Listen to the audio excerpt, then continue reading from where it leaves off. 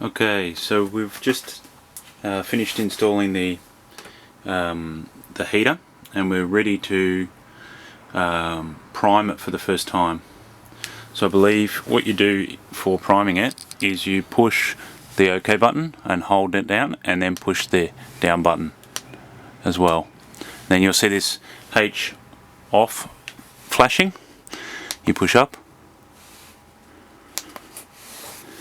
and we can hear the pump in the background. I'm not sure whether you can hear that, but I can hear the pump just ticking.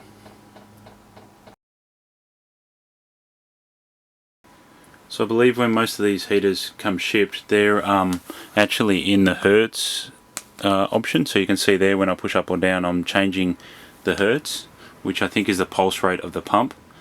Now most people want it on the temperature setting. So what you do is you push the up button and the settings button at the same time, like that. And now you can see now we're setting the temperature.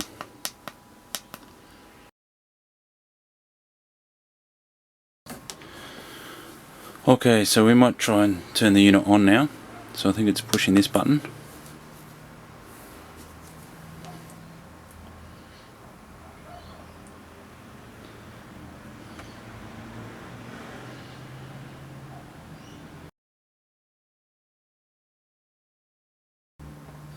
So now after a few minutes we can hear the pump going again.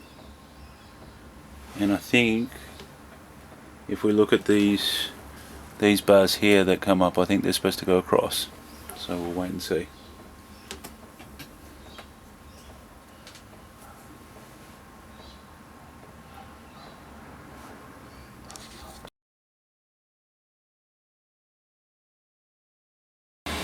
So after a few minutes you can see all of the bars along the bottom are up, and the glow plug one, which was about here, is now off.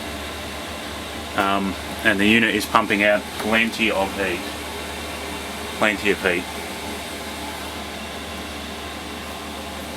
So we might just try and turn it down a bit.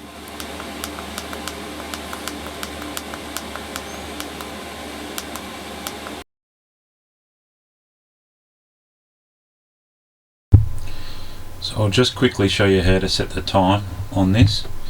You push the top button and you can see the first number flashing. You can push up or down to change the numbers, and then you can push this button to get to the next digit. So it's currently 19 past 12, so we'll set that. In the next menu it is setting when the heater comes on, the timer comes on. So if we push up now, we're saying timer number 1 is on. If we push next, we're asked for a start time of the timer. So we'll say we want it on at 7 AM. So we'll click through that, and then we'll come when it's going, when the unit should turn off. So at the moment it's set to 11:30. So we could change that to 12:30, for example. And then after that you're brought through to the second timer. So there's 2 sets of timers. This one will just leave off. And then if you push it again, you're brought to this menu, which is the pin to enter into the more advanced menu. So I'm not going to go into that. And then you can see it's back to the main screen again if you just leave it. So that's about it for the basic functions of this controller. Does pretty much everything you would expect it to do, and works pretty well. Thanks for watching.